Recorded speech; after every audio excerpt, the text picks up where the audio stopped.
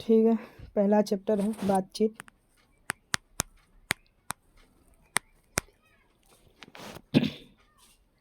अगर हम में वाक शक्ति ना होती क्या होती? वाक शक्ति मतलब बोलने की शक्ति, ठीक है।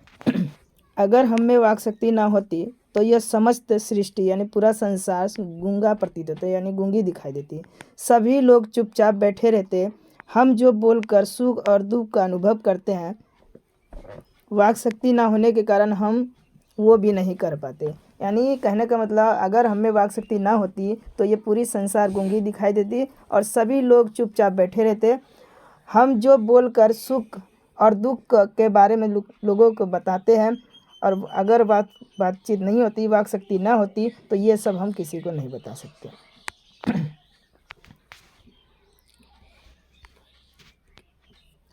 बातचीत के संबंध में बेन जॉनसन और एडिसन का क्या विचार है? तो बातचीत के संबंध में बेन जॉनसन का राय है कि बोलने से मनुष्य के सही रूप का पता चलता है। यानी मनुष्य जो बोलता है उसका सही रूप का पता चलता है।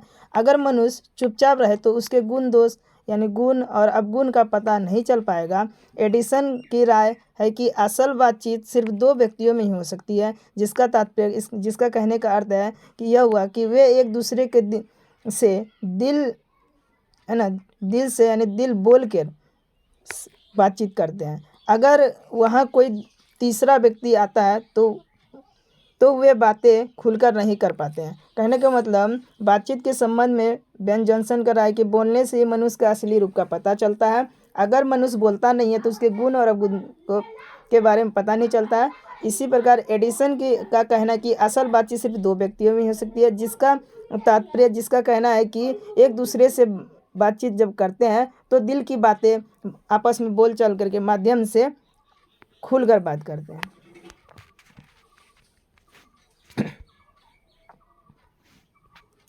आर्ट ऑफ कन्वर्सेशन क्या है? यह आर्ट ऑफ कन्वर्सेशन यह बात करने की ऐसी कला होती है जिसमें बातचीत करने के दौरान चतुराई के साथ प्रसंग छोड़े जाते हैं, जिन्हें सुनकर अत्यंत सुख मिलता है। और यह कला जो है यूरोप के लोगों में ज़्यादा बोली जाती है।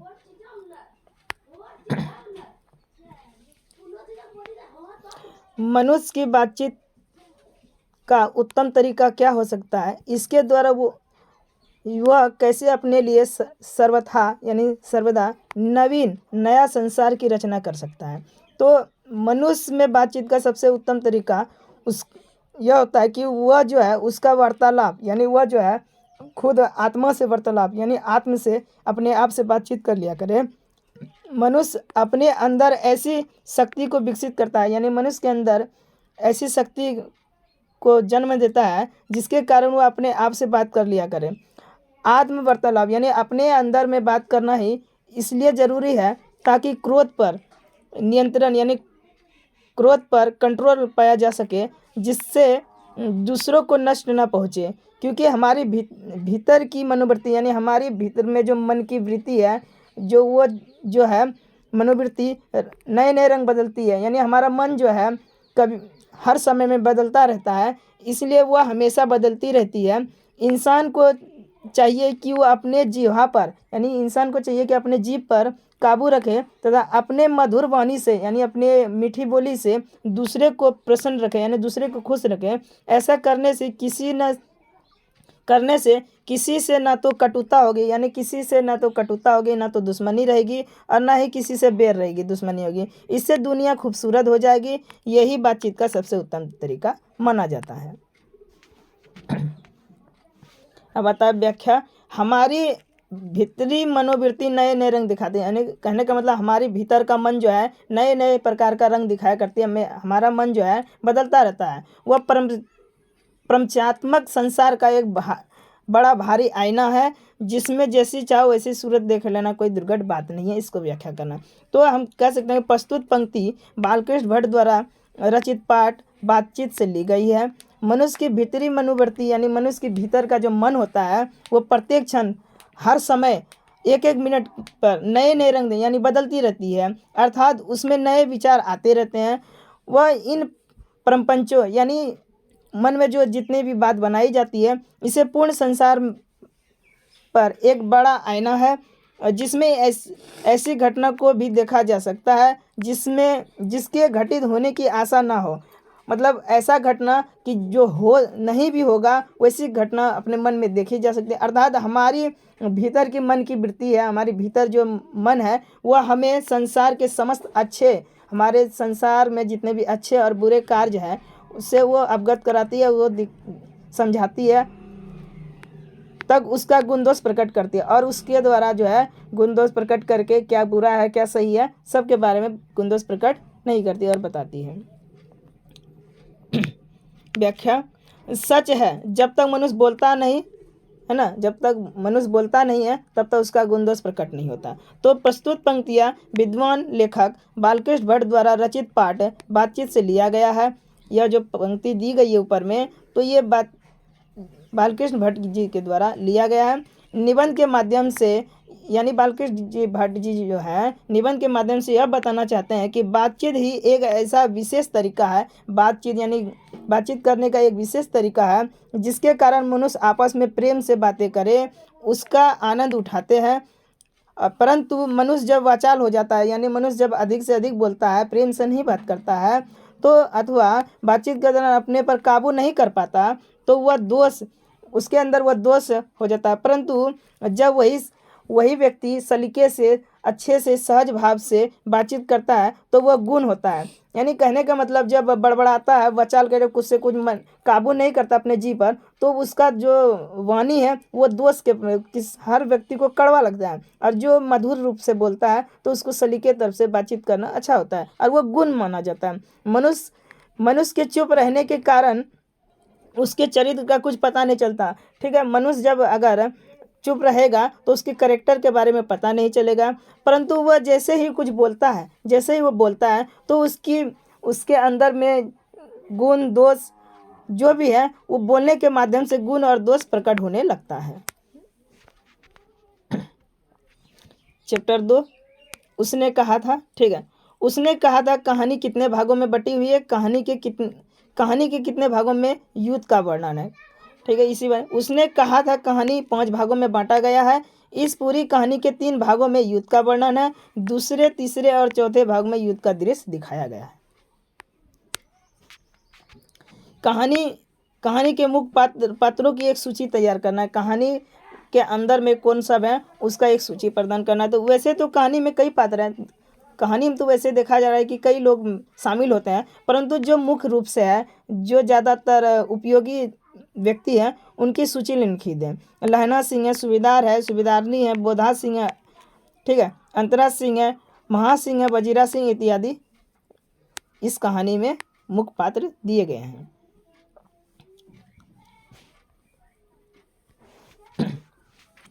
अब बता कि लहना सिंह का परिचय अपने शब्दों में दे। तो उत्तर में लिखना है, लहना सिंह एक वीर सिपाही है। वह उसने कहा था कहानी का एक प्रमुख पात्र तथा नायक है। लेखक ने कहानी में उसके चरित्र को पूरी तरह उभारा है। लेखक ने क्या किया, उसके कैरेक्टर को पूरी अच्छे की तरह से दिखाया गया है। कहानी में उसके चरित्र यानी उसके कैरेक्टर की निम्नलिखित विशेषताएं बताई गई है, उभर कर आई है। पहला, कहानी का नायक, कहानी में जो है वो नायक है, कहानी में जो है इस कहानी में जो है नायक है यानी हीरो है। कहानी का समस्त जो जितना भी घटना चलता है, जितना घटनाक्रम है, जितना भी कार्य चलता है, समस्त जो घटना जो है लहना सिंह के आसपास घटता है, जिससे यह स्पष्ट होता है कि यह कहानी जो है इसका जो प्रमुख पात्र लहना सिंह के बारे में ही लिखा गया है और इसीलिए इसको नायक और हीरो कहा गया है। दूसरा, इसको दूसरा के रूप में दिखाया गया सच्चा प्रेमी। यह एक सच्चा प्रेमी भी है। लहना सिंह एक सच्चा प्रेमी है। बचपन में उसके हृदय में एक अनजान भावना यानी बचपन में जो उसके हृदय में एक अनजान भावना जगी होती है, जगी थी, जन्म लिया, जो प्रेम था। यद्यपि उसे अपना प्रेम ना मिल सका, अंततः लास्ट में उसे अपना प्रेम नहीं मिल पाता है, लेकिन फिर भी उसने सच्चाई से उसे अपने हृदय में बसाए रहा अब प्रेम के माध्यम से। उसके बाद बहादुर और निडर भी था। लहना सिंह जो है एक बहादुर और निडर सिपाही है। ठीक है, लहना सिंह बहादुर तथा निडर व्यक्ति का स्वामी है, तभी तो वह बैठे रहने से बेहतर युद्ध को समझता है। यानी वो कहता है कि बैठे रहने से भला युद्ध की ओर देखा जाए। उसके बाद ये चतुर भी है। देखा जा रहा है कि लहना सिंह जो है एक चतुर भी व्यक्ति है। लहना सिंह बहादुर होने के साथ साथ काफ़ी चतुर भी है, चालाक भी है। इसलिए उसे लेफ्टिनेंट साहब के नकली होने का शक हो गया और चतुराई से उसका भांडा फोड़ दिया। चतुर था। उसके बाद आता है कि चतुर के बाद सहानुभूति और दयालुपन, यानी उनके अंदर सहने की शक्ति थी और दयालुपन थे, दया की भावना उसके अंदर में थी। तो लहना सिंह के चरित्र में सहानुभूति यानी सहने की शक्ति थी, दया भाव था उनके अंदर विद्यमान था, भरा हुआ था। इसलिए वह भीषण यानी इसलिए वो कठिन परिश्रम में भी सदा अपने ठीक है सर्दी में भी अपने कम्बल और जर्सी न पहन करके वो बोधा सिंह को दे देते हैं। फिर वचन पालन, एक वचन पालन थे। उस सूबेदारनी ने लहना सिंह से अपने पति और बेटे के प्राणों की रक्षा करने की बात कही थी, लेकिन लहना सिंह ने उसे एक वचन की तरह निभाया। और जो लहना सिंह जो था उसने जो है जितनी बात कही थी कि बेटे और पति की रक्षा करने के लिए उसने वचनबद्ध होकर के पूरा खूब निभाया। और इसके लिए उन्होंने क्या किया, अपना प्राण निछावर भी कर दिया। यह था लहना सिंह का परिचय। पाठ से लहना और सूबेदारनी के संवाद, यानी पाठ में जो है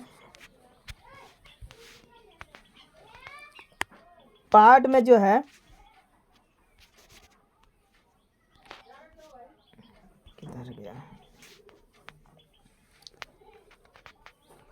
पाठ में जो है लहना सिंह और सूबेदारनी जो थी उनके बीच जो बातचीत हुआ उसके बारे में इकट्ठ करना, एक जगह लिखना कि क्या चीज़ बातचीत हुई। ठीक है। पाठ में लहना सिंह और सूबेदारनी के बीच कुछ संवाद हुए, निम्नलिखित संवाद है, कई बातचीत हुए थे।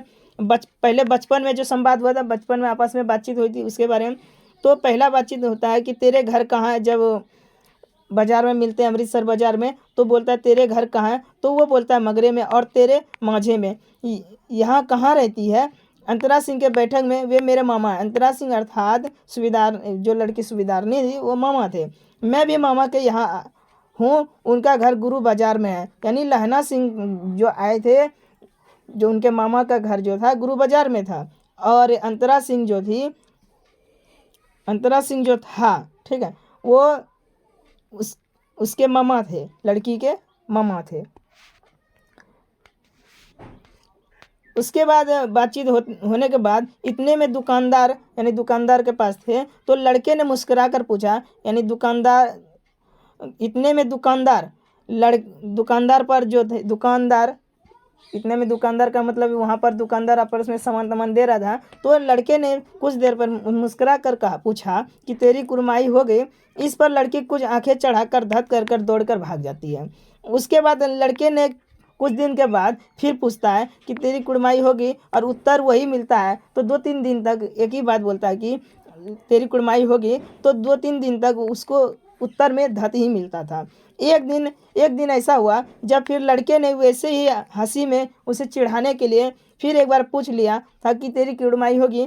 तो लड़की की क्या की कि लड़की जो है लड़के की संभावना के विरुद्ध, यानी जो डेली बोलती थी उसके कुछ विरुद्ध कुछ अलग शब्द निकाल करके गुस्से में बोलती है कि हाँ हो गई। तो लड़का यहाँ पर अवाक हो जाता है ना, अवाक हो जाता है। तो बोलता है कब, तो कल देखते नहीं यह रेशम से कड़ा हुआ सालू है। तो लड़का जैसे बोलता है कि हाँ हो गई, गुस्से से आँख चढ़ा करके, तो लड़का अवाक हो जाता है। तो लड़का पूछता है कब, तो लड़की कहती है कि कल हो गई, देखते नहीं यह रेशम से कड़ा हुआ सालू जो हम पहन कर रखे हैं। तो उसके बाद ये तो बाजार में था।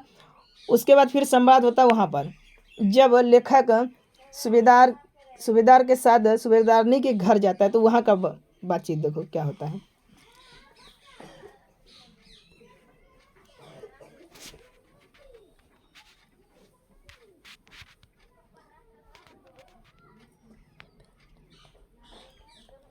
ठीक है, कई जगह संवाद होता है, वहाँ पर भी संवाद होता है। तो इसी तरह संवाद के बारे में लिख देना, सूबेदार के घर का संवाद, यानी सूबेदार के घर जब जाता है लहना सिंह वहाँ पर, तो वहाँ पर जैसे पहुँचता है तो सीधे बोलता है मुझे पहचाना, है ना।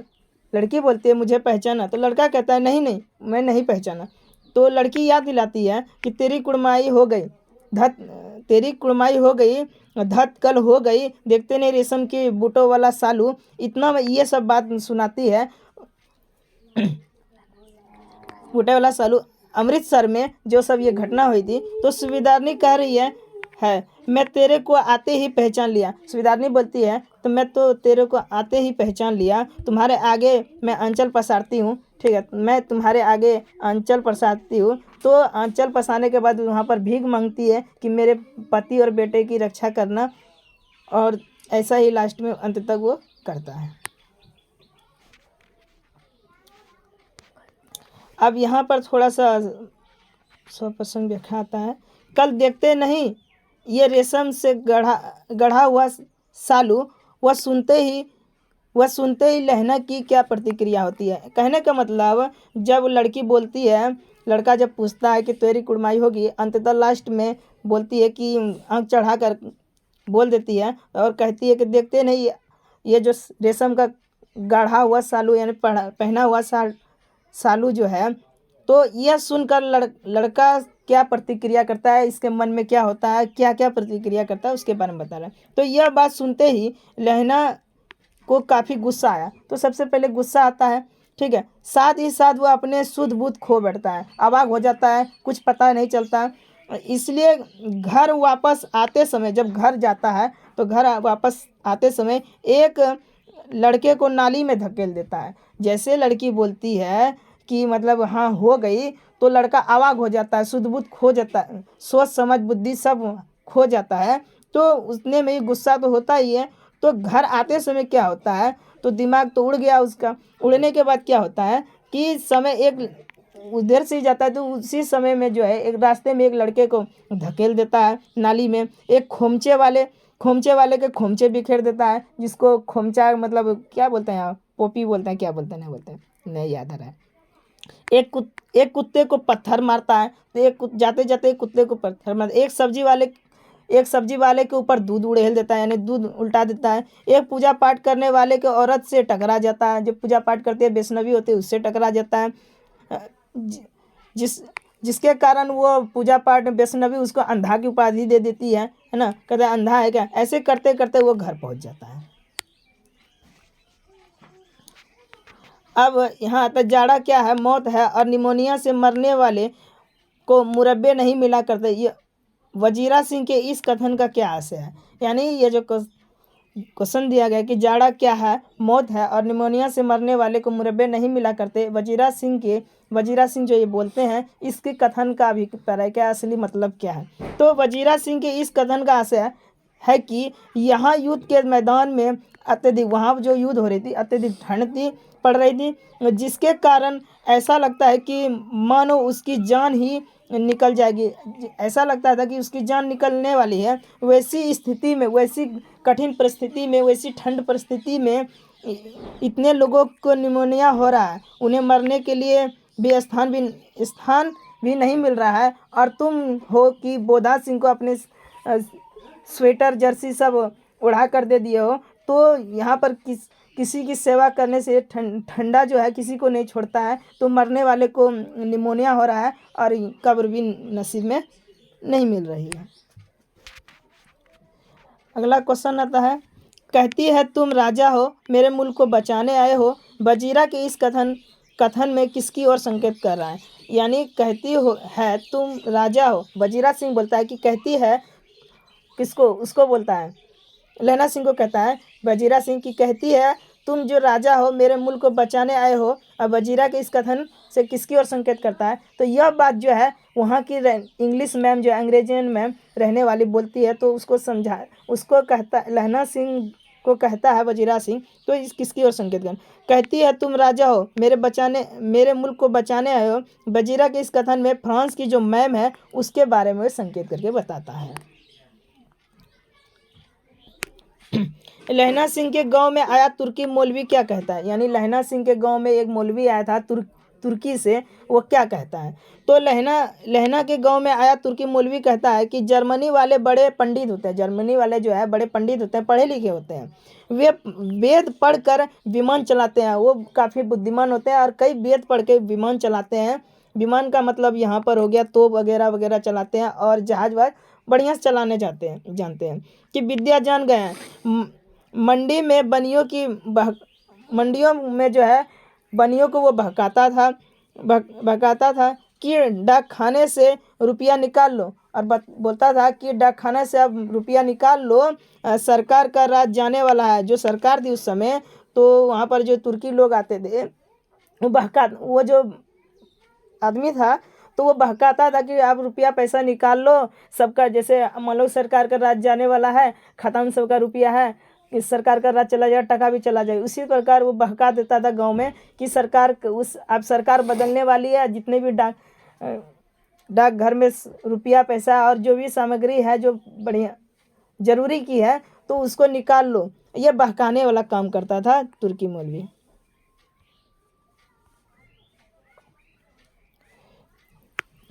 लहना सिंह का दायित्व बोध और उसकी बुद्धि दोनों ही स्मरणीय है। इस कथन की पुष्टि करें, यानी लहना सिंह का जो दायित्व था, दायित्व क्या था, उसका दायित्व यही था कि उसके पति और बेटे की रक्षा करना। यह सत्य है कि लहना सिंह का दायित्व बोध और उसकी बुद्धि दोनों ही स्मरणीय है, यानी दायित्व सौंपा हुआ था कि मेरे पति और बेटे की रक्षा करना, और प्लस में उसकी बुद्धि भी थी कि याददाश्त शक्ति भी अच्छी थी ताकि याद रहे। तो लहना सिंह ने जिस तरह अपने दायित्व निभाया वो सच में काबिल तारीफ है, यानी काबिल तारीफ है, काबिल करने के लिए बड़ी तारीफ है। क्योंकि सूबेदारनी ने अपना अंचल पसार कर उसे कहा था कि अपने पति और बेटे की जान बचाने की भीख मांगी थी। लहना सिंह और बहादुर था। वीर लहना ने अपनी जान का परवाह न करते हुए उन दोनों की जान बचाई थी। इतना ही नहीं, लहना ने जमींदार पद का दायित्व भी बड़ी बखूबी से निभाया था। और जो है यहाँ उनके पति और उनके बेटों की रक्षा के साथ साथ वहाँ जो वीर सिपाही होने के पद पर भी उन्होंने कई दायित्व निभाए, उनका पैर डगमगाया नहीं। लहना सिंह की बुद्धिमानी भी तारीफ करने के योग्य है। लहना सिंह की जो बुद्धिमानी थी तारीफ करने की योग्य, क्योंकि जब वहाँ पर जो क्या आया था, लेफ्टिनेंट साहब के भेष में जो आया था उसको तुरंत पहचान लिया था, तो बुद्धिमानी करने की तारीफ है। क्योंकि नकली रूप में जो आए लेफ्टिनेंट साहब ने सोचा कि मैं लहना के फौज में शामिल होकर लहना को फौज को ही बम से उड़ा दूं, तो लेकिन लहना बहुत चालाक था। चालाकी और बुद्धिमानी ने लेफ्टिनेंट साहब को दबोच लिया और लेफ्टिनेंट साहब को पहचान ले कि तो नकली है और दबोच लिया, और इस प्रकार बहुत बुद्धिमानी से जंग जीत गया।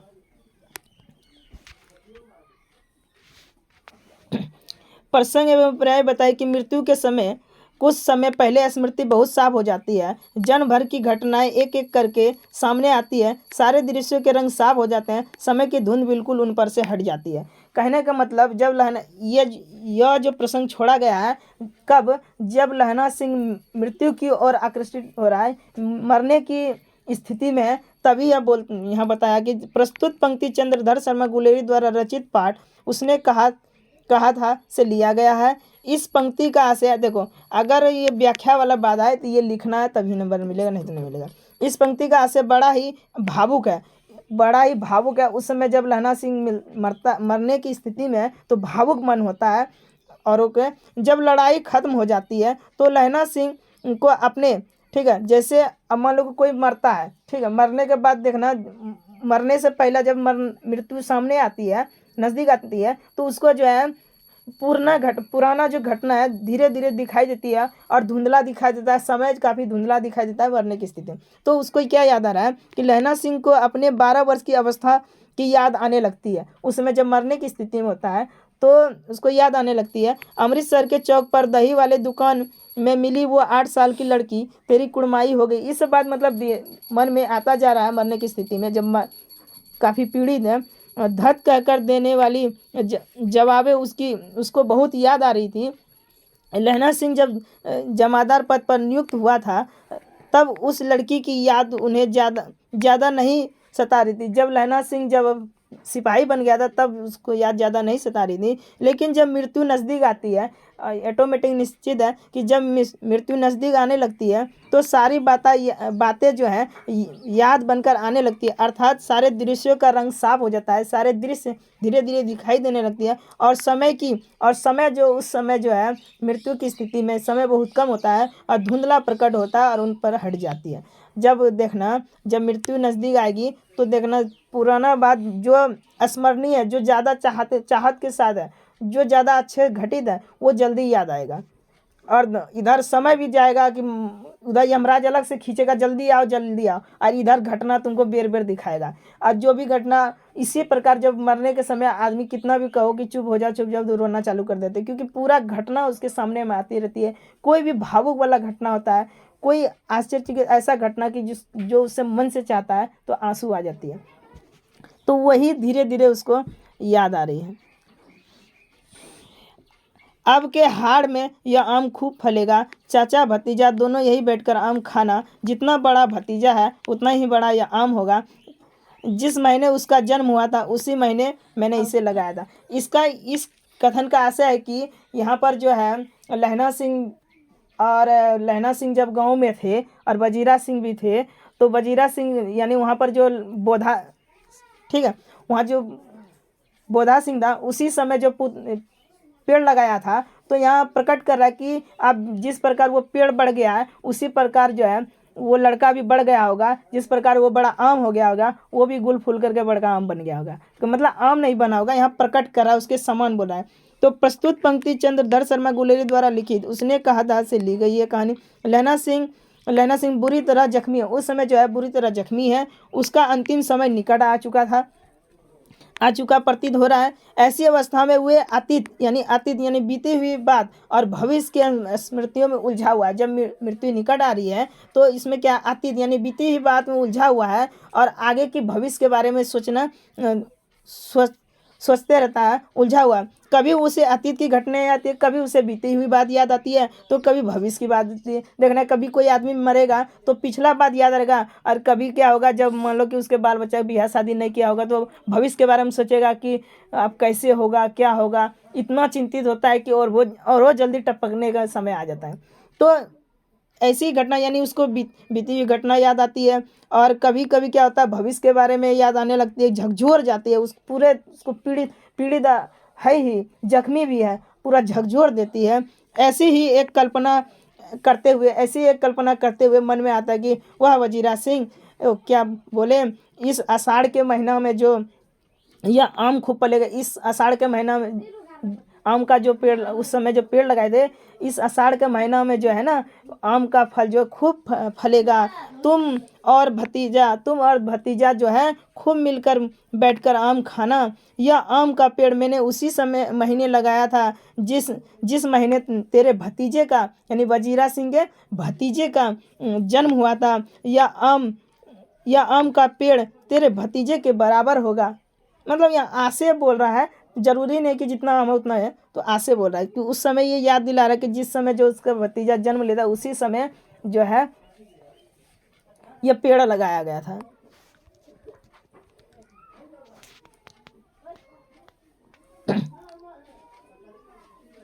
क्वेश्चन दोबारा आ गया, ये हो गया ना, हो गया, हार्ड वाला हो गया। देखो, अब ये भी आता है कि और अब घर जाओ तो कहा देना कि मुझे उसने कहा था, मैंने कर दिया। ठीक है, जब युद्ध समाप्त हो जाती है, ठीक है, और सूबेदार के बेटा को जब वापस भेजता है, तो वहाँ पर एक बात सूबेदार को जो है लहना सिंह एक बात बोलता है कि और जाओ कहा देना जो उसने कहा था मैंने कर दिया। यानी उसने क्या कहा था, यही कहा था कि मेरे बेटे और पति की रक्षा करना। तो यही बात मरने के समय जब उस उपरांत जब क्या कहते हैं भेजता है, युद्ध के समय खत्म होने के बाद। तो प्रस्तुत पंक्ति चंद्रधर शर्मा गुलेरी द्वारा रचित उसने कहा से लिया गया था। लिया गया है। सुबेदारनी ने लहना सिंह को एक बात कही थी, एक दायित्व सौंपा था कि उसके पति और बेटे के प्राणों की रक्षा करना। सुबेदारनी ने कहा था लहना सिंह को कि मेरे पति और बेटों की रक्षा करना। लहना सिंह ने उन दोनों की जान बचाकर उसे पूरा किया। जब वो जान बचाकर युद्ध खत्म हो गया, पूरा किया, तो उस घायल स्थिति में जब वो घायल था, घायल होने के बावजूद उन दोनों को गाड़ियों में भेज दिया, यानी गाड़ियों में बैठाकर भेज दिया और खुद वहीं रहा और खुद जो है वो नहीं गया, उन दोनों को भेज दिया। और जब सूबेदार अपने बेटे के साथ जाने लगे तो लहना सिंह ने उनसे एक बात कही थी, जब घर जाओ तो सूबेदारनी से कह देना कि उसने जो काम है ना, उसने जो मुझसे कहा था वह मैंने कर दिया।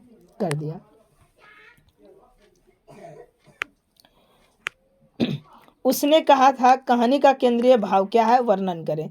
तो उसने कहा था कहानी में लेखक ने लहना सिंह के निश्छल यानी प्रेम में जो है कोई निश्छल नहीं, कोई भावना, मतलब कोई उसके अंदर मान लो कि मतलब शादी भी हो गया, कोई भावना, गंदी भावना नहीं जगी, उसकी अच्छा भावना, स्वच्छ भावना लेकर भी प्रेम को दर्शाया है। लहना सिंह ने उस लड़की से बचपन में कई बार एक ही बात पूछा था, तेरी कुड़माई होगी क्या, और लड़की धत कर दौड़ कर भाग जाती थी। इससे यह साफ प्रतीत होता है कि लहना सिंह के दिल में उस लड़की के लिए प्रेम था और वो प्रेम निश्छल था, कोई छल कपट नहीं था, स्वभाव अच्छा था। इसलिए था क्योंकि लहना सिंह ने उस लड़के के द्वारा दिए गए वचन, यानी जो वचन दिया था, वचन कहा था कि मेरे बेटे और पति की रक्षा करना, वो अपना वचन समझकर निभाया और अपना प्राण तक आहुति दे दिया, यानी अपने प्राण भी गंवाए।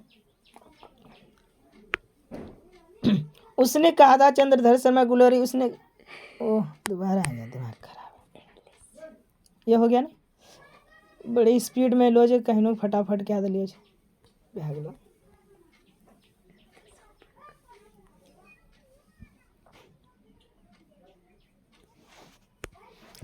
भ्रष्टाचार की जड़ क्या है, क्या आप जेपी से सहमत है, इसे दूर करने के लिए आप क्या सुझाव देंगे। यानी भ्रष्टाचार की जड़ क्या है, तो हमारी नज़र में भ्रष्टाचार की जड़ सरकार की गलत नीतियाँ, यानी गलत नीतियाँ और गतिविधियाँ हैं। इन गलत नीतियों के कारण जो है, जो गलत नीतियाँ होती है तो कारण ही भूख है, महंगाई है, अब भ्रष्टाचार है, कोई आम जनता का नहीं निकलता और बगैर रिश्वत दिए। यानी कहने का मतलब भ्रष्टाचार की एक असली जड़ यही है कि वहाँ की गतिविधियाँ गलत है, गलत नीतियाँ हैं, जिसके गलत नीतियाँ होने के भी कारण है कि वहाँ पर जो भूख के कारण भ्रष्टाचारी काम करने लगते हैं। महंगाई काफ़ी बढ़ रही है जिसके कारण गलत कदम उठा लेते हैं। कोई काम जनता को नहीं निकलता, कोई भी काम नहीं मिलता है बगैर, और कोई भी काम अगर करता है तो बगैर रिश्वत के बिना कोई काम आगे नहीं होता है।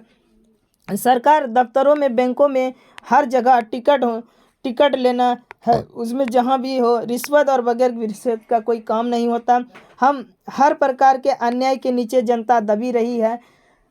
शिक्षण संस्थाएं भ्रष्ट हो रही है और शिक्षण संस्थाएं जहाँ पढ़ाने की सुविधा जी है वहाँ भी भ्रष्ट हो रही है। हमारे नौजवानों का भविष्य अंधेरे में जा रहा है, पड़ा हुआ है, जीवन उनका नष्ट हो रहा है। इस प्रकार चारों ओर भ्रष्टाचार व्याप्त है, इस प्रकार चारों ओर धीरे धीरे भ्रष्टाचार बढ़ती जा रही है। इसे दूर करने के लिए समाजवादी तरीके से, इसे दूर करने के लिए समाज में रह करके, समाजवादी के तौर पर के आपस में मिलजुल कर इस नीतियों को ख़त्म करना होगा।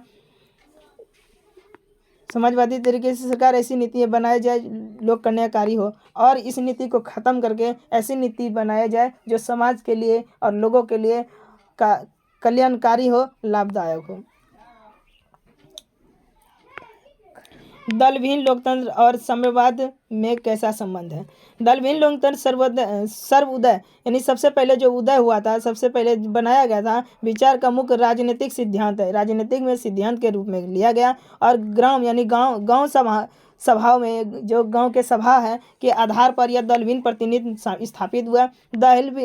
दलविहीन लोकतंत्र में क्या था, मार्क्सवाद और लेनिनवाद के मूल उद्देश्य थे। मार्क्सवादी लोग जितने थे और लेनिन के मेन उद्देश्य इसमें भरा हुआ था। मार्क्सवाद का कहना था कि उनके अनुसार समाज जैसे जैसे साम्यवाद की ओर बढ़ता है, समाज जैसे जैसे साम्यवाद की ओर बढ़ेगा, वैसे वैसे राज्य स्टेट का क्षय होना तय हो जाएगा। अंत में एक स्टेटलेस सोसाइटी की कायम होगी और अंत में लास्ट में क्या होगा, एक स्टेट सोसाइटी की जाएगी, बनाई जाएगी। वह समाज वहाँ पर अवश्य ही लोकतांत्रिक होगा। अगर समाज के तौर पर, वहाँ की सोसाइटी के तौर पर लोकतांत्रिक बैठाई जाए तो वहाँ की लोकतांत्रिक, वहाँ की समाज जो है काफ़ी अच्छी होगी।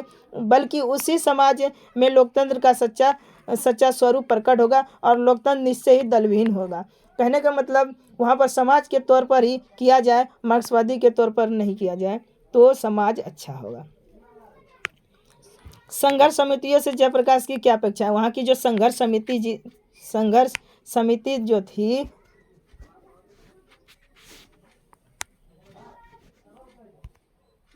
वहाँ की जो संघर्ष समिति थी, जो संघर्षकर्ता समिति जितने बैठाए थे, जयप्रकाश उसे क्या अपेक्षा रखते थे, क्या तर्क वितर्क रखते थे, यही बने। संघर्ष समितियों से जयप्रकाश नारायण की निम्नलिखित अपेक्षा थी। पहला, सभी संघर्ष समितियां मिलकर चुनावों में अपना उम्मीदवार खड़ा करें। जितने भी संघर्ष समितियां थी, संघर्ष करने के लिए समिति बैठाई गई थी, सभी जो है अपने चुनावों में जो है एक उम्मीदवार खड़ा करें, अथवा जो उम्मीदवार खड़े किए जाएँ उनमें से किसी को मान्य होगा। चुनावों में इन समितियों द्वारा किया गया जो भी उम्मीदवार जीतेगा उसके भावी कार्यक्रम, यानी कहने का मतलब उसके द्वारा जितने भी कार्य किए जाएंगे, नज़र रखने का काम समितियां रखेगी। यदि कोई प्रतिनिधि गलत रास्ता चुनता है, यदि उसमें जो खड़ा रहेगा, जो भी प्रतिनिधि खड़ा रहेगा, अगर वो कोई गलत रास्ता चुनता है तो उस समितियां जो है उसको इस्तीफा देना पड़ेगा। कहने का मतलब जयप्रकाश जी का यही अपेक्षा थी कि वहाँ की जो संघर्ष समितियां बैठेगी, उसमें संघर्ष समितियों में बैठ करके एक ईमानदार आदमी, मतलब वहाँ चुनाव लड़ाया जाए और एक ईमानदार आदमी को खड़ा किया जाए। ईमानदार आदमी खड़ा करने के बाद अगर वो जीत जाएगा, जीतने के बाद उस पर जो है सभी काम पर वो नज़र रखेगा। ठीक है, नज़र रखने के बाद अगर वह प्रतिनिधि जीतने के बावजूद भी कोई गलत काम करता है, गलत नीति अपनाता है, तो उसको इस चीज़ से इस्तीफा देना पड़ेगा। इस संघर्ष समितियों का काम केवल शासन से संघर्ष करना ही नहीं, और बोलते थे कि सिर्फ शासन में संघर्ष करना ही नहीं, वो जो है बल्कि समाज में जितने भी अन्याय होंगे, सिर्फ वो कामों पर नहीं व्यक्त रहेंगे, यानी वो जीते हैं सिर्फ काम पर ही मतलब रखेंगे, यानी समाज में जितने भी काम होंगे, कोई भी अन्याय वाला बात होगा, कोई अनीति होगी, उनके विरुद्ध भी लड़ना होगा। सिर्फ ये नहीं कि वोट में जीत गए हैं, जीतने के बाद नेता बन गए हैं, नेता से सिर्फ नेता वाला जितना काम है, यानी कहने का मतलब जितना भी नेता का फंड आता है उसी में ही सिर्फ नहीं करना है, उनको जो है जहाँ पर समाज में जितने भी बुरा व्यवहार, अनीति जो अपनाई जा रही है, उन पर भी जोर देना है। इस समितियों का कार्य सभी अफसरों और तथा कर्मचारियों में विद्यमान घूसखोरी के विरुद्ध भी संघर्ष करना है। और इस समिति में जो भी जीता है, तो ये नहीं, वहाँ पर जो कोई भी विद्यमान आदमी जो बैठा हुआ है और कोई घूसखोर लेता है, घूसखोरी करता है, तो उसके भी विरुद्ध लड़ना होगा।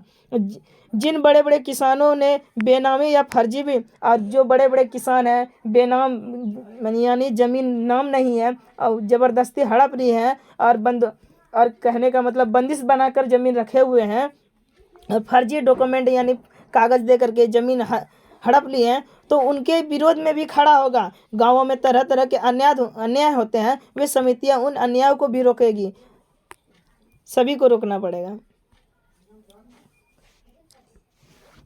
आंदोलन के नेतृत्व के संबंध में जयप्रकाश नारायण के क्या विचार थे? आंदोलन का नेतृत्व किस शर्त पर करते हैं? तो आंदोलन के नेतृत्व के संबंध में जयप्रकाश नारायण कहते हैं कि मैं सबकी सलाह लूंगा। वो कहता है कि मैं सबकी, ठीक है, आंदोलन का नेतृत्व मैं करूंगा, ये जो लड़ाई छिड़ी हुई है, ठीक है, मैं लड़ाई में भाग लूंगा, नेतृत्व करूंगा, लेकिन मैं सबकी सलाह लूंगा, सबकी बात सुनूंगा, छात्रों की बात जितना भी ज़्यादा होगा, जितना भी समय मेरे पास होगा, उससे बहस करूंगा, समझूंगा, अधिक से अधिक बात करूंगा, आपकी बात स्वीकार करूंगा, जनसंघर्ष समितियों की, लेकिन फैसला मेरा होगा। करके मैं सबकी बात सुनूंगा, ठीक है, मैं नेतृत्व में भाग लूंगा, आंदोलन में भाग लूंगा, मैं छात्रों की, सभी गरीब और समाज की जितने भी वहाँ व्यक्ति है सबकी बात सुनूंगा, सबकी सलाह लूँगा, ठीक है। लेकिन फैसला मेरा होगा, इस फैसला को सभी को मानना होगा।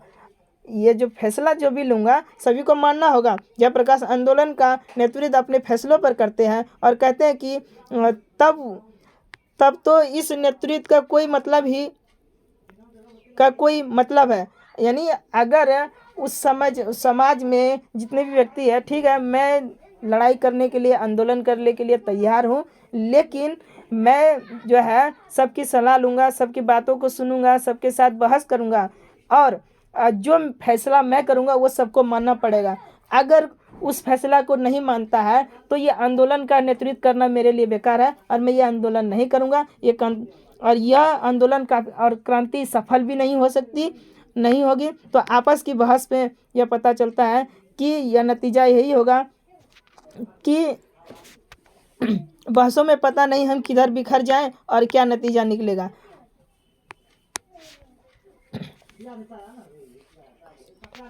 जयप्रकाश नारायण के छात्र जीवन अमेरिका प्रवास का परिचय, इस अवधि में कौन कौन सी बातें आपको प्रभावित करती है? तो जयप्रकाश नारायण यानी जब छात्र जीवन में थे और अमेरिका में जब रहने गए थे, ये सब बात जो वहाँ पर जो की गई थी, छात्र जीवन में जितनी बात घटी, वहाँ अमेरिका में जब रहे वहाँ पर जो बात घटी, इनको जयप्रकाश को क्या प्रभावित, क्या प्रेरणा मिली? तो जयप्रकाश नारायण का प्रारंभिक शिक्षा घर पर ही हुआ था। 1921 ईस्वी की जनवरी महीने में पटना कॉलेज में वे ISC के छात्र थे, ठीक है, ISC इंटर ऑफ साइंस। उसी समय वे गांधी जी के असहयोग आंदोलन के आह्वान पर सहयोग किया था, असहयोग किया, यानी वहाँ पर जो गांधी जी जो असहयोग आंदोलन चलाए थे उसके साथ सहयोग किए। असहयोग के करीब 1.5 वर्ष ही मेरा जीवन बीता था, यानी 1.5 साल ही वो जो असहयोग में जो महात्मा गांधी ने चलाए थे उसके साथ रहे थे। था कि मैं फूलदेव सहाय वर्मा के पास भेज दिया गया। उसके बाद फूलदेव क्या हुआ कि उसके पास भेज दिया गया, प्रयोगशाला में कुछ करो और कुछ सीखो, और कहा गया कि यहाँ पर तुम रहो, फूलदेव के साहब के यहाँ कुछ प्रयोग करो और कुछ सीखो। मैंने हिंदू विश्वविद्यालय में दाखिला, और हिंदू विश्वविद्यालय में इन्होंने दाखिला लिया जो कि बनारस में पड़ता है, ठीक है। इसलिए नहीं लिया दाखिला, इसलिए नहीं लिया क्योंकि विश्वविद्यालय के सरकारी मदद 19 सम मिलती है। बिहार विद्यापीठ से परीक्षा पास की, उसके बाद बिहार विद्यापीठ से उन्होंने परीक्षा पास की। बचपन में स्वामी सत्यदेव के भाषण से प्रभावित होकर के अमेरिका गया। ऐसे में कोई धनी घर का नहीं था, परंतु मैंने सुना था कोई अमेरिका में मजदूरी करके पढ़ सकता है, और किसी के मुंह से इन्होंने सुना था। वैसे ये गरीब परिवार से बिलोंग करते थे और इन्होंने सुना था कि अमेरिका में जो है मजदूरी करके पढ़ा जा सकता है। तो मेरी इच्छा थी कि आगे पढ़ना है मुझे। अमेरिका के बागानों में काम किया और कई जगह काम भी किए, कारखानों में भी काम किया, लोहे के कारखानों में जहाँ जानवर मारे जाते उन कारखानों में किया। जब वे यूनिवर्सिटी में पढ़ते ही तब वे छुट्टियाँ में काम करने चले जाते थे, कमा लेते थे। 2-4 विद्यार्थी सस्ते में खा पी लेते थे, ठीक है। तो मतलब जो 4 विद्यार्थी रहते थे तो उसी के साथ रह करके सस्ते में खा पी लेते थे। एक कोठरी में कई आदमी मिलकर रहते थे, एक तो छोटा कोठरी था उसी में रह करके रहते थे, पढ़ते थे। रविवार की छुट्टी नहीं बल्कि 1 घंटा रिश्तेदार में होटल में बर्तन धोया करता था, यानी रेस्टोरेंट जो था जब रविवार की छुट्टी होती थी तब भी नहीं बैठता था, तो फिर भी जाकर के 1 घंटे वहाँ पर जो है बर्तन मांज लेता था। वेटर का काम भी किया था। बराबर 2-3 वर्षों तक जो है लड़के एक ही रजाई में सोकर पढ़े थे, तो एक ही रजाई में 2-3 दिन तक ऐसे ही पढ़कर सोए थे। जब BA पास किए थे तो स्कॉलरशिप यानी BA पास किए तो छात्रवृत्ति मिली, तो 3 महीने के बाद असिस्टेंट हो गए डिपार्टमेंट के, ट्रेसेट क्लास लेंगे। अमेरिका प्रवास, ठीक है। उसके बाद अमेरिका में प्रवास हुए। अमेरिका गए प्रवास में जयप्रकाश के कैलिफोर्निया, बर्कले, विलिंकस, मेडिसन आदि के विश्वविद्यालयों में अध्ययन किया। इन जगह पर इन्होंने पढ़ाई की। इस तरह अमेरिका में इनका प्रवास रहा। तो ज़्यादातर इन्होंने वहाँ ही रहे, तो अमेरिका में ऐसे ही प्रवास किए ही। जयप्रकाश नारायण कम्युनिस्ट पार्टी में क्यों शामिल नहीं हुए? तो जयप्रकाश ने लेनिन से सीखा था, यानी लेनिन उसके प्रेरक थे, उनसे उन्होंने सीखा था कि जो गुलाम देश है वहाँ के जो कम्युनिस्ट हैं उनको हरगिज वहाँ की आज़ादी की लड़ाई से अपने को अलग नहीं रखना चाहिए, क्योंकि लड़ाई का नेतृत्व बुजुर्गों वर्ग के हाथ में बुजुर्गों वर्ग के हाथ में होता है, पूंजीपतियों के हाथ में होता है। अंततः कम्युनिस्ट को अलग नहीं रहना चाहिए, अपने को आइसोलेट नहीं करना चाहिए। जयप्रकाश देश की आज़ादी के खातिर कांग्रेस में शामिल हुए। कांग्रेस के इस इन्होंने नेतृत्व कर नहीं थी। ठीक है, सब पढ़ाना जरूरी नहीं है, मेन पढ़ाओ, ईठो पूछता है। बापू और नेहरू की किस विशेषता का उल्लेख जेपी ने अपने भाषण में किया? जेपी ने अपने भाषण में बापू और नेहरू की विशेषता का उल्लेख, यानी जेपी यानी जयप्रकाश ने बापू और नेहरू की विशेषता का उल्लेख किया है। यानी जयप्रकाश कहते हैं कि जब हम नौजवान थे, यानी जयप्रकाश जी कहते हैं कि जब हम नौजवान थे ना, तब उस जमाने में यह जुर्रत होती थी हम लोगों को जो बापू जो थे, बापू के सामने हम कहते थे कि हम नहीं मानते हैं बापू, यह बात है। और बापू में इतनी महानता थी, और वहाँ कहता है कि बापू में इतनी, जयप्रकाश नारायण कहते थे कि बापू जो थे, महात्मा गांधी जो थे, उनके अंदर इतनी महानता थी कि बुरा नहीं मानते थे, कोई भी बात करते थे बुरा नहीं मानते थे, फिर भी बुलाकर हमें प्रेम से समझाना चाहते थे, समझते थे और समझते भी थे।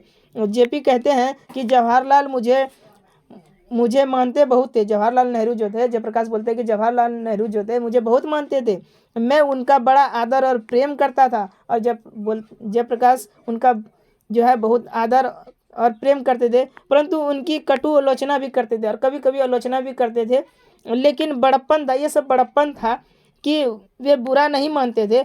अक्सर वे हमारी आलोचना को बुरा नहीं माना, यानी प्रेम आदर भी करते थे जयप्रकाश और प्रेम भी करते थे, लेकिन उनके बारे में जो कटु बात आलोचना कर देते थे कि ऐसे हैं वैसे हैं, उनके साथ में रह करके बड़े आदर मानते थे। लेकिन नेहरू जी जो है उन सब के बातों पर ध्यान नहीं, तो बड़प्पन था, तो ठीक है बड़प्पन है, छोटा है, बच्चा है, बोलता है, कोई बात नहीं है, चलने दो। उनके साथ जो मतभेद होता था वो राष्ट्र की नीतियों को लेकर था।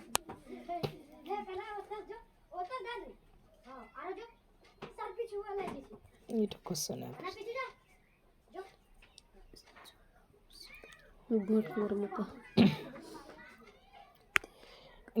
दिनकर जी का निधन कहाँ और किन परिस्थितियों में हुआ? दिनकर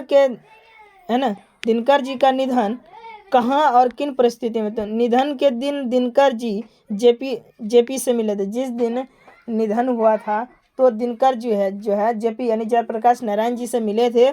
उसी रात्रि में वे जेपी के मित्र रामनाथ जी गोयनका यानी इंडियन एक्सप्रेस के मालिक, यानी रामनाथ जी गोयनका जो थे इंडियन एक्सप्रेस के मालिक थे। तो जेपी जब यानी निधन के दिन दिनकर जी जेपी से मिले थे, यानी रामधारी सिंह दिनकर जी थे जो निधन के समय जब मरने वाले थे तो जेपी से जयप्रकाश नारायण से मिले थे। और उसी रात्रि में वे जेपी के मित्र यानी जयप्रकाश के मित्र कौन थे? रामनाथ जी गोयनका जो इंडियन एक्सप्रेस के मालिक थे के घर में मेहमान थे, यानी मेहमान के तौर पर आए थे। रात को दिल का दौरा पड़ा, रात को अचानक दिनकर जी को दिल का दौरा पड़ा, हार्ट अटैक पड़ा। 3 मिनट में उनको अस्पताल पहुंचाया गया। ठीक है, 3 मिनट हो गया तो अस्पताल पहुंचाया गया। सारी व्यवस्था वहाँ पर ठीक है वहाँ पर थी, लेकिन सभी डॉक्टर सब तरह से तैयार थे, व्यवस्था भी थी, सभी डॉक्टर सब तरह से तैयार भी थे। दिनकर जी फिर से जिंदा नहीं हो पाए, यानी टपक गए। उसी रात उनका निधन हो गया।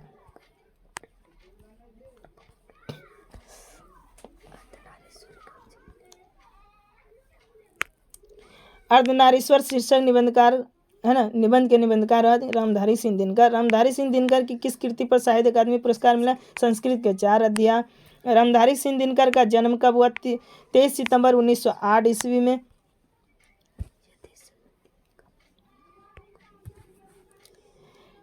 क्वेश्चन है, यदि संधि की वार्ता कुंती और गांधारी के बीच हुई होती तो बहुत संभव था कि महाभारत न मचता। लेखक के इस कथन से आप क्या समझते हैं? यानी बोल रहे हैं कि यदि संधि की वार्ता कुंती और गांधारी के बीच हुई होती, यानी जिस समय महाभारत मच रहा था तो उस समय अगर जो संधि हुई थी, आपस में मेल हुई थी, तो अगर कुंती और गांधारी के बीच में होती तो लड़ाई संभव था कि लड़ाई नहीं होती, क्योंकि स्त्रियां जो है वो जो है ज़्यादा ये नहीं होती है, उछलती नहीं है। तो उस समय अगर होती थी तो संभव था कि महाभारत नहीं होता। रामधारी सिंह दिनकर लेखक नारी के गुण की चर्चा करते हुए कहते हैं, यानी नारी के बारे में, उनके गुणों के बारे में चर्चा करते हुए कहते हैं कि दया, माया, सहिष्णुता और भीरुता नारी के गुण है। कहने का मतलब रामधारी सिंह दिनकर कहते हैं कि औरतों के यानी स्त्रियों के अंदर जो है दया ज़्यादा होती है, माया ज़्यादा होती है, सहने की क्षमता ज़्यादा होती है, भीरुता होती है, सभी प्रकार कई प्रकार की उनके अंदर में गुण पाई जाती है। तो अगर उन दोनों के बीच में अगर संधि होती तो महाभारत नहीं मचता। तो इस गुण के कारण नारी विनम्र होती है, यानी विनम्र होती है, ज़्यादा तुरंत उछलती नहीं है, है ना, और दयावान होती है। इस गुण के कारण ही यदि पुरुष इन गुणों को अंगीकार कर ले तो अवश्य विनाश से बचा जा सकता है। यदि पुरुष जो है नारी के गुणों को अंगीकार कर ले तो अवश्य विनाश होने से बचा जा सकता है। पुरुष सदियों से अपने आप को शक्तिशाली मानता आया है। पुरुष जो है सदियों से संसार से जो है शक्तिशाली मानता आया है। उसने नारियों को घर की चार दीवारी में सीमित कर दिया है। उसने जो है स्त्रियों को जो है ना घरों के चार दीवारियों में गुप्त करके रखा है कि यहीं रहो, तुम खाओ पियो, कहीं नहीं जाना है। घर का जीवन सीमित है, और कहता है कि घरे का जीवन सीमित है, घरे में खाओ, घरे में हगो, ठीक है, और बाहर की जीवन असीमित है, निसीमित हो गया है। तो ये ऐसा कहते हैं पहले का जीवन। पुरुष इतना कर्कश हो गया था, पुरुष इतना कठोर हो गया था उस समय, कर्कश और कठोर हो उठा कि अपना रक्त बहाते समय कुछ नहीं सोचता था कि क्या होने वाला है। स्त्रियों के गुण दया, माया, सहिष्णु, और पुरुष जो थे उस समय कुछ भी हो जाए इतना कठोर होता था, इतना कर्कश होता था कि अपना उस समय रक्त यानी किसी का खून भी करना पड़े सोचता नहीं था। लेकिन स्त्रियों के गुण दया, माया, सहिष्णु यानी सहने की क्षमता, वीरता, पुरुष के गुण पौरुष है, यदि ये सब अंदर में आ जाए तो इत्यादि के विपरीत इसी के गुणों के द्वारा हम कह सकते हैं कि अगर स्त्रियों के बीच संधि यानी कुंती और गांधारी दोनों स्त्रियां थी तो स्त्री के अंदर दया, माया, सुख, विनम्र सब ज़्यादा होता है। उनके साथ अगर संधि होती महाभारत में तो गारंटी था लड़ाई नहीं होता। और संधि किसमें हुई? पुरुषों के बीच हुई, और पुरुष जो है लड़ाई काट में आगे रहता है, मारपीट में आगे रहता है। इसी के कारण से महाभारत मच गया। अतः लेखक कहता है कि यह वार्ता यदि कुंती और गांधारी के बीच हुई होती तो गारंटी था, है ना, तो महाभारत ना हुआ होता। पुरुष क्रोधातीत गुण होते हैं, यानी पुरुष में क्रोध की गुण होती है, क्रोधित आदमी होता है, और जिसमें समर्पण के बदले अहम का भाव अधिक होता है। और दुर्योधन के अहम के कारण ही महाभारत हुआ, और दुर्योधन के अंदर में अहम था, क्रोधित आदमी था, इसी के कारण ही महाभारत मचा। अगर स्त्रियों में के साथ अगर संधि होता तो गारंटी था महाभारत नहीं मचता। अर्धनारीश्वर की कल्पना क्यों की गई होती है ना, क्यों गई होगी? आज इसकी क्या सार्थकता है? अर्धनारीश्वर शंकर और पार्वती का कल्पित रूप है। यानी अर्धनारीश्वर जो है, अर्धनारीश्वर का मतलब आधा नारी आधा पुरुष। अर्धनारीश्वर अर्थात भगवान शंकर जो है शंकर और पार्वती के मिला हुआ रूप है। अर्धनारीश्वर के द्वारा स्त्री और पुरुष के गुणों को एक कर यह बताया गया है कि अर्धनारीश्वर यानी पुरुष और स्त्री के गुण को एक साथ करके यह बताया गया है कि नर और नारी पूर्ण रूप से समान है, और नर और नारी जो है पूर्ण रूप से समान माना गया है। उनमें से एक के गुण दूसरे के दोष नहीं हो सकते, और उनमें से एक के गुण दूसरे के दोष नहीं हो सकते। अर्थात नरों में नारियों के गुण आए तो इसकी मर्यादा हीन नहीं होती। अगर नर यानी पुरुष में नारियों के गुण आ जाए तो मर्यादा में हीन नहीं होती, इन्हें की हिजड़ा बन जाएंगे, ये सब कुछ नहीं होता, बल्कि उनकी पूर्णता और भी वृद्धि होती है ना। अब मान लो वृद्धि होगा, नर जो है, नारी का गुण खाना बनाना, झाड़ू पोछा करना, अगर उसके अंदर भी ये सब गुण हो जाए तो मर्यादा में हीन नहीं होगा, और भी बलपूर्वक बलि बन जाएगा, तो और भी उनके वृद्धि होती है। आज इसकी ज़रूरत इसलिए है, आज के समाज में इसमें ज़रूरी है इसलिए है कि पुरुष समाज में वर्चस्ववादी हो गया, पुरुष जो है समाज में काफ़ी वाचाल हो गया, बोलना ज़्यादा जान गया है। उसने वह समझ रखा है कि पुरुष में स्त्रियोजित गुण आ जाने पर, और यहाँ पर जो आदमी सोचते हैं कि पुरुष में जो है इस समय के युग में कि पुरुष सोचता है कि अगर स्त्रियों के गुण आ जाएगा तो स्त्री स्त्रीण हो जाता है। अगर स्त्रियों के गुण आएगा तो स्त्रीण का मतलब क्या, मोगियावा हो जाएगा। तो अभी का युग में सोचता है कि अगर स्त्री का काम करने लग गए तो मोगियावा बन जाएंगे, है ना। उसी प्रकार स्त्री समझती है कि पुरुष के गुण सीखने से नारीत्व में बट्टा लगता है, और इसी प्रकार स्त्री भी लोग सोचती है कि अगर पुरुष का काम करेंगे तो नारी में बट्टा लग जाएगा, है ना, बट्टा लग जाएगा। इस प्रकार पुरुष के गुणों के बीच एक प्रकार का विभाजन हो गया। इस प्रकार जो स्त्री और पुरुष में जो है कामों का बंटवारा हो गया है। औरतें घर का काम करेगी, है ना, पुरुष बाहर का काम करेंगे। तो इस प्रकार जो बंटवारा हो गया, विभाजन की रेखा को लांघने में नर और नारी दोनों का भय लगता है। ये जो माया चली गई है, पूर्वज का दिन से शुरू से चला गया, इनका ये पुरुष हो चाहे स्त्री हो, ये इस रेखा को लांघने में लाज लगता है, डर लगता है। इसलिए अर्धनारीश्वर की जरूरत है। संसार में पुरुषों के समान ही स्त्रियां हैं, और ये सोचा जाए कि जिस प्रकार संसार में पुरुषों के समान, जिस प्रकार पुरुष है उस प्रकार स्त्री है, ये समान है। जिस प्रकार पुरुषों को सूरज की धूप पर बराबर अधिकार है, उसी तरह नारियों को भी अधिकार है। जिस प्रकार पुरुष को सूरज की रोशनी पर अधिकार है, स्त्रियों को भी अधिकार है। पुरुष ने नारी को षड्यंत्रों में जड़िए उसे अपने अधीन कर रखा है, और पुरुष जो है नारियों को कई बार फुसला करके, बहला करके, है ना, कई षड्यंत्र रच करके दिमागी के तौर पर नाबूद कर दिया है, बहला फुसला करके रखा हुआ है। दिनकर इस पुरुष वर्ग और स्त्री वर्ग की समझाना चाहते हैं कि नर और नारी पूर्ण रूप से यही बात करके समझाना चाहते हैं कि नर और नारी जो है, लेडीज और जेंट्स, है ना, एक समान है। हीन भावना दृष्टि से नहीं देखनी चाहिए, यह समान है। पुरुष यदि नारी को कुछ गुण अपना ले तो अनावश्यक विनाश तो बच जाता है। अगर कुछ अपना ही ले तो क्या हो जाएगा, है ना। और नारी पुरुष के गुण अपना ले तो भय से मुक्त हो जाती है। इसलिए अर्धनारीश्वर की कल्पना की गई होगी।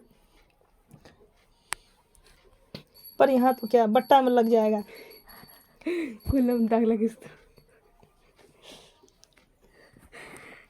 कहाँ चैप्टर है, रविन्द्रनाथ प्रसाद प्रेमचंद चिंतन दिनकर जो क्वेश्चन को खास नहीं हटा, बस सबे ना मेन पढ़ाओ जो, ठीक है। प्रवृत्ति और निवृत्ति मार्ग क्या है। प्रवृत्ति मार्ग जब आदमी गृहस्थ जीवन में चला जाता है, ब्याह शादी कर लेता है, इसी मार्ग को प्रवृत्ति मार्ग करते हैं। और निवृत्ति मार्ग क्या होता है, जब गृहस्थ जीवन को त्याग करके, गृहस्थ जीवन में नहीं करता है, ठीक है, हम ब्याह शादी नहीं करेंगे, कुप्पा घाट चले जाएंगे और हम सब ब्रह्मचारी बन जाएंगे, वो निवृत्ति मार्ग हुआ, ठीक है। देख लो, प्रवृत्ति मार्ग को गृहस्थ जीवन की स्वीकृति का मार्ग है। दिनकर जी के अनुसार गृहस्थ जीवन में नारियों को मर्यादा बढ़ती है। जो पुरुष गृहस्थ जीवन को अच्छा मानते हैं उन्हें प्रवृत्ति मार्ग माना जाता है। प्रवृत्ति मार्ग उन्होंने नारियों को गले से लगाया है, नारियों का सम्मान दिया है। प्रवृत्ति मार्ग जीवन में आनंद चाहते हैं, और नारी में आनंद की खान है, वह ममता की प्रवृत्ति, और वह दया माया सहिष्णु भंडार है। यानी दया माया है ना, आनंद स्वरूप समझता है, देखता है आनंद के तौर पर अभी स्त्रियों को नचाता है। तो दिनकर जी के अनुसार कहता है कि स्त्रियां जो आनंद है, देखने योग्य, आराम से पाउडर लगवा दो, लिपस्टिक लगा दो, बढ़िया से रखो, है ना, देखने योग्य, आनंद लेने योग्य है, ठीक है। उसके अंदर सहिष्णुता है, सहन शक्ति है, कितना भी मारो काटो सह लेगी, बुझ लेगी, देखने योग्य है। निवृत्ति मार्ग निवृत्ति मार्ग गृहस्थ जीवन के अस्वीकार, यानी गृहस्थ जीवन को अपनाएगा नहीं, ब्याह शादी नहीं करेगा। गृहस्थ जीवन को अस्वीकार करना, नारी को अस्वीकार करना है ना। गृहस्थ जीवन में कहता है कि नारी को अस्वीकार करना है। नारी निवृत्ति मार्ग से नारी का मान मर्यादा गिरता है। निवृत्ति मार्ग से अब मान लो कि कोई लड़की, यहाँ पर कोई पुरुष शादी न करे तो कोई टेंशन नहीं, अगर कोई लड़की शादी नहीं करे तो उसका क्या करता है, मर्यादाहीन हो जाता है। कहता है क्या क्या हो गया, इधर बिहान है जो कुलछनी लक्ष्मी कौन कौन चीज़ बोल देता है उसको, है ना। जो निवृत्तीय बने रहे उन्हें जीवन के साथ नारी को भी अलग ढकेल दिया जाएगा, क्योंकि वह किसी काम की चीज़ नहीं थी। उनका विचार था कि नारी मोक्ष प्राप्ति में बाधक है। और पुरुष जो कहते थे कि नारी जो है, अगर नारी जब तक पुरुष के साथ रहेगा तो वो मोक्ष प्राप्त नहीं होगा, मन भटक जाएगा, मन विचलित हो जाएगा, इसलिए नारी को छोड़ करके तभी ब्राह्मण बनता है ना। अभी के ज़माना में तो क्या कहते हैं, एक ठो कहावत बड़ी याद नहीं आ रहा, आएंगे तो बोलेंगे, बात है। यही कारण था, है ना, याद ही नहीं। यही कारण था कि प्राचीन विश्व में जब व्यक्ति मुक्ति का खोज मनुष्य जीवन के सबसे बड़ी साधना मानी जाने लगी है, तब झुंड झुंड के विवाहित लोग संन्यास लेने के लिए और उनकी अफगानी पत्नियों के सिर पर जीवित बेहू का पहाड़ टूटने लगा। बुद्ध, महावीर, कबीर आदि संत ऐसा बात बोला गया, तो जो व्यक्ति शादी भी शुदा भी थे, स्त्रियों पर पहाड़ टूटने लग गया, पुरुष सब भागने लग गया कि पंडित जी बन जाएंगे, वो साधना बने। पर अभी का युग है, चार ठो रखता है ना, चार ठो रखता है। दिन में बाजी हरी बोल, रात में फड़की खोल वाला काम करता है। आज का बाबाजी सब ऐसे है। मेरे आते तो बाबाजी सुनता था मेरा,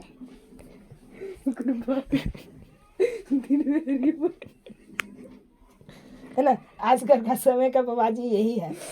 दिन में मतलब हरी हरी बाबाजी करेगा और रात में, है ना, जोश हो। बुद्ध ने आनंद से क्या कहा, ठीक है, ये भी क्वेश्चन बड़ी। बुद्ध ने आनंद से कहा कि आनंद मैंने जो धर्म चलाया था, बुद्ध ने कहा कि आनंद मैंने जो धर्म चलाया था वह 5 सहस्र वर्ष यानी 5,000 वर्ष तक चलने वाला था, किंतु अब वह केवल 500 साल ही चलेगा, क्योंकि नारियों को मैंने भिक्षुनी होने का अधिकार दे दिया। वो बोला था कि बुद्ध ने कहा कि आनंद मैंने जो धर्म चलाया था ना, वह जो है 5,000 साल तक चलेगा, लेकिन अब वो 500 साल तक ही चलेगा, क्योंकि अब नारियों को भी वरदान दे दिए हैं कि तुम भी जो है, जरूरी नहीं है शादी करोगे, तुम भी भिक्षुनी बन सकते हो, पंडितनी बन सकते हो, भिक्षुनी बन करके आराम से मोह माया त्याग करके बढ़िया से रह सकते हो।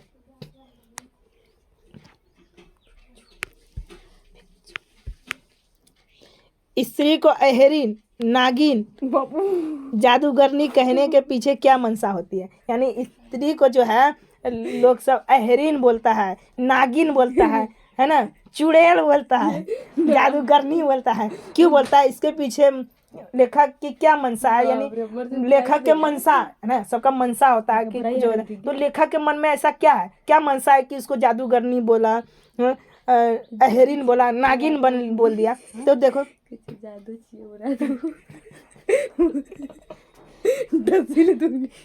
ऑनलाइन स्त्री को अहेरीन, नागिन और जादूगरनी कहने के पीछे पुरुष की मंशा, यानी पुरुष की मंशा जो थी, खुद को श्रेष्ठ साबित करना था उसको। इसलिए पता है क्यों बोलता था, तुम अहेरीन हो, तुम नागिन हो, तुम चुड़ैल हो, तुम जादूगरनी हो, है ना, तुम और क्या कहते हैं, तुम डैन हो, जादूगरनी वही होता है ना, यही हो। तो ये सब पुरुष क्यों बोलता था, ताकि अपना बड़प्पन ले, अपना बड़ाई करे।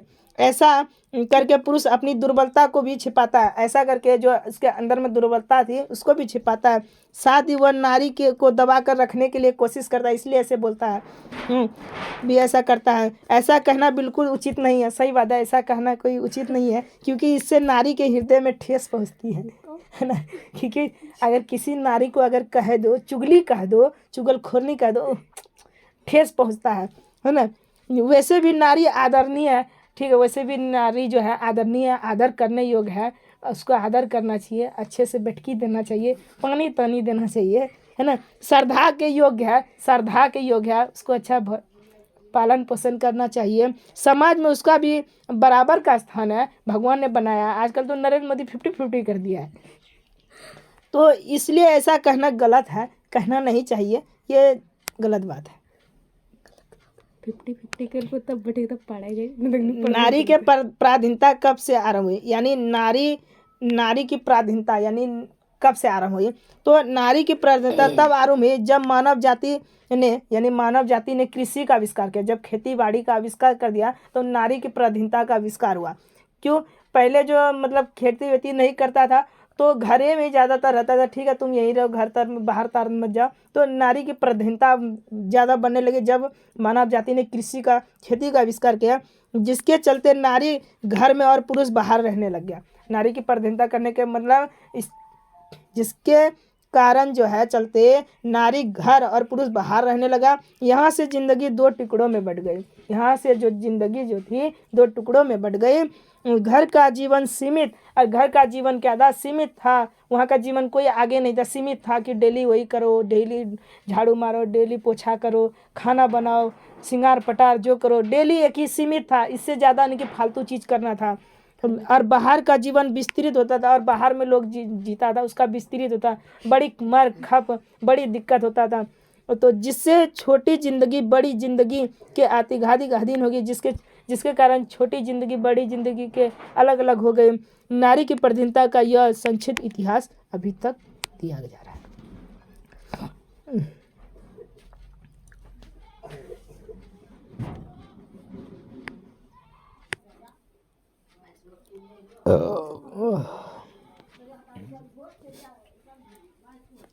खेले रहेगा। अच्छा ठीक है, देखो सप्रसंग व्याख्या। प्रत्येक पत्नी अपने पति को बहुत कुछ उस दृष्टि से देखती है जिस दृष्टि से लता अपने वृक्ष को देखती है।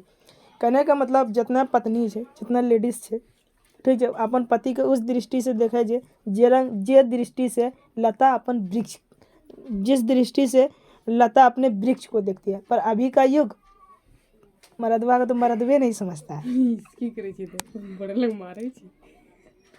बहुत युद्ध खराब हो गया है। चलो, प्रस्तुत व्याख्यान पंक्तियाँ रामधारी सिंह दिनकर रचित निबंध अर्धनारीश्वर से ली गई है, इतना लिखना पड़ेगा। प्रस्तुत पंक्तियों में कवि यह कहना चाहता है कि जिस तरह वृक्ष के अधीन यानी वृक्ष के निकट उसकी लताएं फलती फूलती है। जैसे देखना कभी कभी लता जो होती है, लता फलती फूलती है, लताएं जो चली जाती है वृक्ष पर चढ़ जाती है, फलती फूलती है। उसी तरह पत्नी भी पुरुषों के अधीन है। उसी प्रकार जो है पत्नी जो है पुरुषों के अधीन है। अगर पुरुष छोड़कर भाग गया तो पत्नी जो है कहीं गड़क कर मर जाएगी। तो उसी प्रकार पत्नी जो पुरुष के अधीन बनी हुई है, ठीक है, उस पर निर्भर है, वह पुरुष के पराधीन है। इस कारण नारी का अस्तित्व ही संकट में पड़ गया है। ठीक है, इस प्रकार नारी का संकट में पड़ गया है। अगर कोई स्त्री को ब्याह करके लाया, शादी करके लाया, तो वो क्या किस पर डिपेंड है? उसे अपने पति पर डिपेंड है। जिस प्रकार लता अपने वृक्ष पर, लता जो वृक्ष पर डिपेंड, अगर वृक्ष काट दे तो लता सब तो जो लौट गया हुआ वो कट जाएगा। उसी प्रकार जब शादी करके किसी स्त्री को लेकर आता है कोई पुरुष, तो वहाँ पर स्त्री क्या होती है, पूरा उस पर डिपेंड हो जाती है, पुरुष पर। अगर पुरुष वहाँ भाग गया तो स्त्री गड़क कर कहीं गड़बड़ा जाएगा। तो उसके कारण क्या होता है, स्त्री का जीवन जो है कभी कभी संकट में भी आ सकता है ना।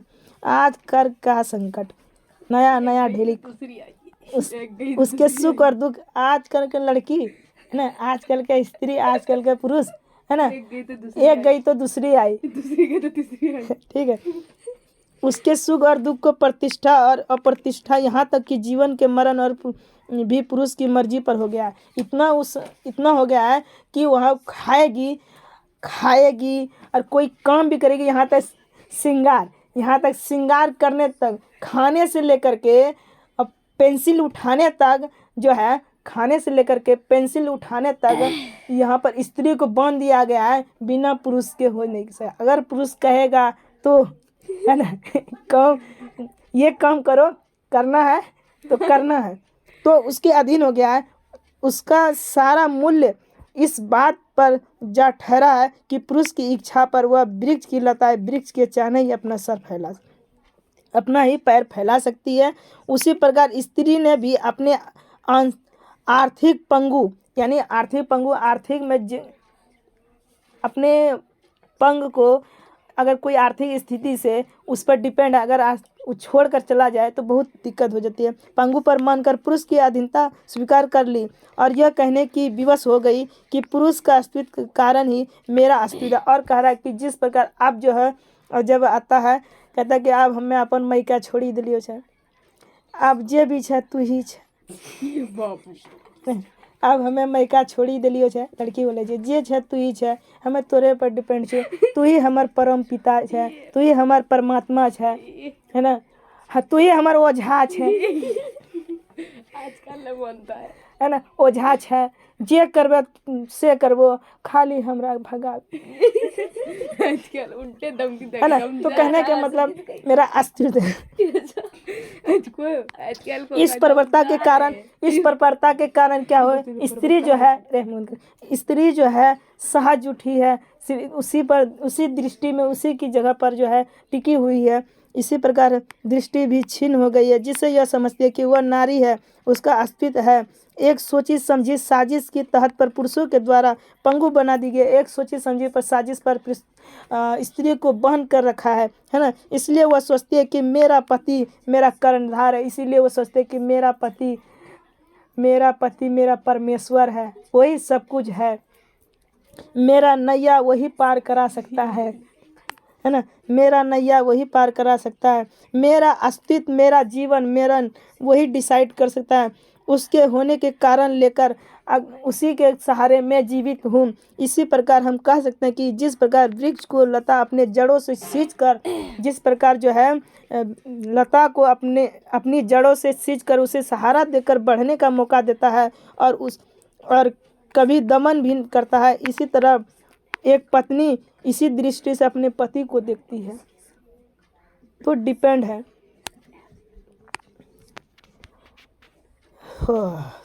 अब ये भी क्वेश्चन वर्ड पूछता है, ये दोनों क्वेश्चन फेमस है। तो जिस पुरुष में नारीत्व नहीं अपूर्ण है, यानी जिस पुरुष में नारी का गुण नहीं है, बोलता है वो अपूर्ण है। तो आजकल तो नारी का गुण लेना नहीं चाहता है ना, कहा है वो मघियावा बनेगा, ठीक है। तो बोलता है कि जिस पुरुष में नारीत्व नहीं अपूर्ण है, बोला गया कि वहाँ कभी कहते हैं कि जिस पुरुष के अंदर नारी का गुण नहीं है वो जो है अपूर्ण है, पूर्ण नहीं है, वो आधा है, अधूरा है, ठीक है। तो देखते हैं क्या बोलता है। प्रस्तुत व्याख्या पंक्ति हमारे रामधारी सिंह दिनकर के निबंध अर्धनारीश्वर से ली गई। निबंधकार दिनकर कहते हैं कि नारी में दया, माया, सहिष्णुता, सहने की क्षमता और भीड़ता और भय से डरने की कोई दिक्कत नहीं, और स्त्रियोजित गुण होते हैं, और स्त्रियों के अंदर जो भी गुण होते हैं वो सब होते हैं। इन गुणों के कारण नारी विनाश से बची रहती है, और इसी के कारण जो है नारी विनाश से बची रहती है। नारी में सहन शक्ति है, सहने मारी दा लतिया दा गड़का दा सही ले तो ओकरा से विनाश से बचलो रह जे, ताकि पर आज के ज़माना में नारिये घर के उजाड़े छे। यदि इन गुणों को पुरुष अंगीकार कर ले, बोल रहा कि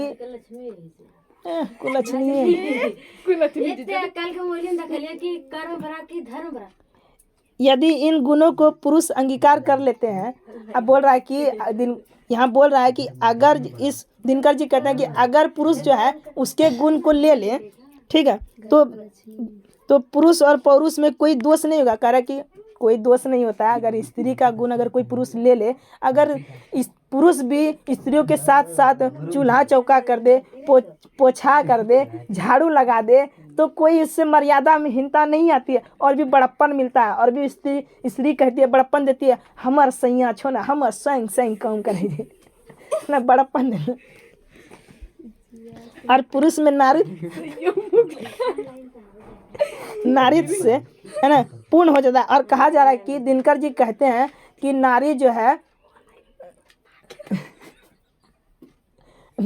है नारी का गुण पुरुष में आने से और भी पूर्णता मिलती है। इसलिए निबंधकार अर्धनारीश्वर को कल्पित इसी प्रकार बोलते हैं कि भगवान शंकर जी जो हैं वो भी आधा नारी और पुरुष है, इसलिए उनको पूर्णता माना गया है और पूजा जाता है। उसी प्रकार अगर पुरुष में भी नारी का थोड़ा भी कुछ कुछ गुण हो जाए तो सहने की क्षमता आ जाए तो झगड़ा नहीं होगा, कलह नहीं होगा, कलश नहीं होगा, है ना। जिससे पुरुष स्त्री का गुण और स्त्री पुरुष का गुण लेकर महान बन सकते हैं। स्त्री जो है थोड़ा पुरुष का गुण ले ले, पुरुष थोड़ा स्त्री का गुण ले ले, आपस में हाथ बांट चूल्हा चौका साथ साथ करे, है ना। प्रकृति के नर और नारी को समान बनाया और भगवान भी जो है प्रकृति भी जो है ईश्वर के स्वरूप पहले से भी नर और नारी को समान रूप से बनाया गया है, पर गुणों में अंतर है, थोड़ा सा गुण में अंतर है। अतः निबंध का नारीत्व के एक महान पुरुष गांधी जी का हवाला देता है कि गांधी जी ने अंतिम दिनों में नारीत्व की ही साधना की थी। और कुछ दिन क्या किया था गांधी जी, कुछ अब वो समझ गए थे, इसमें भी कहा गया कि जब तक गांधी जी नारी के साथ अगर रहते, घर पर रहते तो देश आज़ाद नहीं कर सकते थे। इसी प्रकार क्या हुआ, उन्होंने क्या किया, जब तक नारी नहीं रहेगी तो देश आज़ाद नहीं हो सकता। तो अंततः लास्ट में गांधी जी ने भी सहन कर लिया कि पुरुष से ही नहीं, अब नारियों को भी भागीदारी होगा तभी जो है देश आज़ाद हो सकता है। इसलिए हम कह सकते हैं कि नर में नारी के गुण आने से वो पूर्ण हो सकता है, कोई क्या मगियावा नहीं बन सकेगा, है ना। ये भावना गलत है।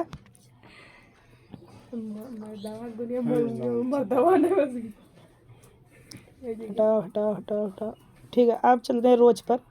रोज शीर्षक निबंधकार के लेखक कौन है? अज्ञा छोड़ा हुआ रास्ता कहानी के लेखक अज्ञा। लेखक कितने वर्ष बाद मालती से मिलने आया था? 10 वर्ष बाद। 4 वर्ष ने गलत है 4 वर्ष के बाद। तुम 10 वर्ष कता चल रहे 10 वर्ष के 4 वर्ष 4 वर्ष बुक में देखना पड़ेगा। ठीक है, 4 वर्ष। अच्छा, मालती के घर के बारे में बताना, उसका घर कैसा था? चलो, उसका घर तो बहुत नीरस था, वायु था, कहीं भी खुशी नहीं थी, उमंग नहीं थी, यही सब है। मालती के घर का वातावरण छोड़ दे, इतना ठोआ